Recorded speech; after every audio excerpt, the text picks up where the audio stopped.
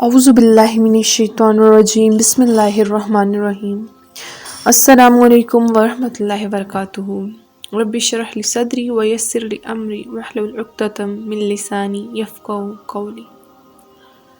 اللہ پاک سے دعا ہے کہ اللہ پاک ہمیں ہمیشہ بہترین سمجھنے کی توفیق دے، اللہ پاک ہمیں بری نظروں سے بچائے، اللہ پاک ہمیں راہ ہدایت پر چلنے کی توفیق دے، صراط مستقیم پر چلنے کی توفیق دے، دوسروں سے حسد نہ کرنے کی بھی توفیق دے کہ ہم لوگ حسد سے بچیں۔ آج کا جو ٹاپک ہے وہ انتہائی ضروری ہے۔ الفاظ بہت چھوٹا ہے حسد، مگر اتنا کچھ ضروری ہے کہ ہم لوگوں کے سمجھنے میں غلطی ہو رہی ہے کہ کچھ بھی نہیں ہے۔ آج کل جو ہم لوگ کو بیماری لگی ہوئی ہے، جو تمام بیماریوں کی جڑ ہے، وہ حسد ہے۔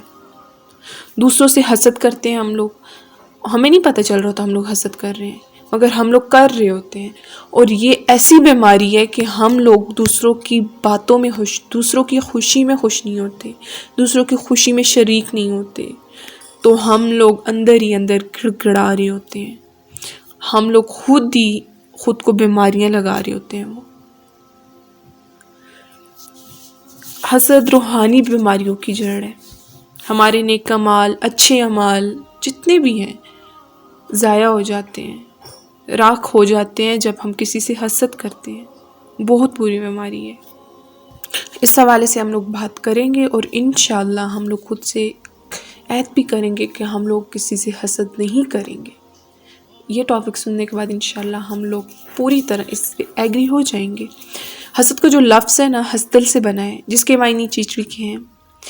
جس طرح چیچڑی انسانی جسم کے ساتھ لپٹ کر اس کا خون پیتی ہے، اسی طرح حسد بھی انسان کے دل سے لپٹ کر گویا اس کا خون چوستا رہتا ہے۔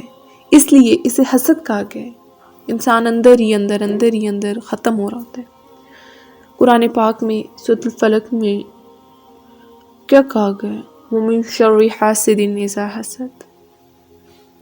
تم کہو میں پناہ مانگتا ہوں حسد کرنے والوں کے حسد سے، جب وہ حسد کریں۔ اس آیت مبارکہ میں اللہ تعالیٰ نے حسد کرنے والوں سے پناہ مانگنے کا حکم دیا ہے۔ اگر یہ کوئی عام بات ہوتی، کوئی چھوٹی بات ہوتی، تو اس کا ذکر قرآن پاک میں نہ ہوتا۔ اللہ پاک ہمیں شیطان کے وسوسوں سے، شیطان کے حملوں سے، انسان کے شیطانی کاموں سے محفوظ فرمائے۔ اس بات کا اندازہ لگا لیں کہ حسد کا ذکر قرآن پاک میں آیا اور اللہ پاک نے اس سے پناہ مانگنے کا حکم دیا ہے، جس سے اندازہ ہوتا ہے کہ حسد کتنا بڑا گھناؤنا جرم ہے۔ حسد بہت خطرناک، بہت زیادہ خطرناک نفسیاتی مرض ہے۔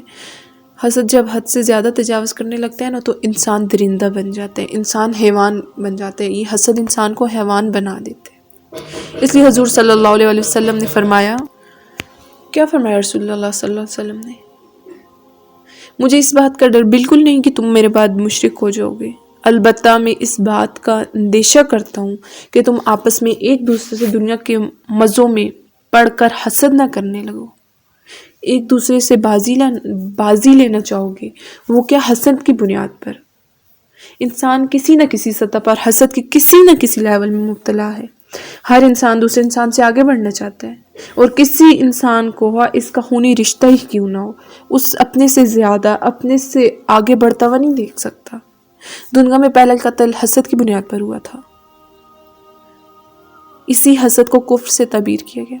اسی حسد کی وجہ سے سگے بھائی نے جو پہلا قتل دنیا میں ہوا تھا، قابیل نے حابیل کے ساتھ کیا کیا؟ اسے قتل کیا۔ خونی رشتہ تھا، سگے بھائی کو قتل کر ڈالا۔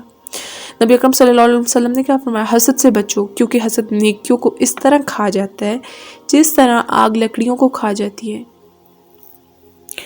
امام غزالی رحمۃ اللہ فرماتے ہیں، حسد اس لیے بہت بڑا گناہ ہے کہ حسد کرنے والا گویا اللہ تعالیٰ پر اعتراض کر رہا ہوتا ہے کہ فلاں آدمی اس نعمت کا مطلب مستحق نہیں تھا، اس نعمت کے قابل نہیں تھا، اس کو یہ نعمت کیوں دی؟ تو ہم لوگ اب ہم خود ہی یہ سمجھ لیں کہ اللہ تعالیٰ پر کوئی اعتراض کرنا کتنا بڑا گناہ ہے۔ ہم لوگ اس چیز کے بارے میں اعتراض کر سکتے ہیں کہ وہ اس قابل نہیں تھا، رب تعالیٰ نے اسے دے دیا، میں اس قابل تھا؟ نہیں، رب کی رضا میں راضی رہنا ہی ہم لوگوں کی رضا ہے۔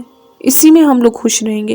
کبھی وہ انسان خوش نہیں رہ سکتا جو کہے کہ یہ میں اس قابل تھا، وہ اس سے مل گئی. دوسروں سے ہم لوگ چھیننا چاہیں کوئی چیز، کوئی خوشی، تو کیا ہم لوگ اس میں راضی رہ پائیں گے؟ ہرگز نہیں. یہ ہم لوگ کی سوچ ہے، ہم لوگ کی بھول ہے. اکثر گاڑیوں کے پیچھے بھی لکھا ہوا ہوتا ہے کہ حسد نہ کر، محنت کر. لیکن اس کے برعکس دیکھا جائے تو ہر چیز محنت سے نہیں حاصل ہوتی. کچھ نعمتیں اللہ تعالیٰ کی عطا کی بھی ہوتی ہیں. رب کی رضا میں راضی رہنا سیکھیں. رب جسے چاہے جو دے. ہم لوگ کون ہوتے ہیں کہ اس کی تقسیم پر انگلی اٹھائیں، رب کی تقسیم پر اعتراض کریں؟ توبہ نعوذ باللہ. ہم لوگ کو یہ چیز سوٹ نہیں کرتی. لہٰذا دوسروں سے حسد کرنا چھوڑ دیں. یہ بات سوچا کریں جب آپ اس سے حسد کرنے لگیں کہ رب تعالیٰ نے اسے یہ دیا ہے، مجھے یہ دیا ہے، میرے پاس یہ ہے، اس کے پاس یہ نہیں ہے. رب تعالیٰ نے مجھے اس حال میں دیکھنا پسند کیا ہے، میں اس رب کا بندہ ہوں، میں رب کی رضا پہ راضی ہوں. حسد کو روحانی امراض کی جڑ کہا گیا ہے. نیک اعمال کو جلانے والا حسد ہے. ہمارے اچھے کام کو برا بنانے والا حسد ہے.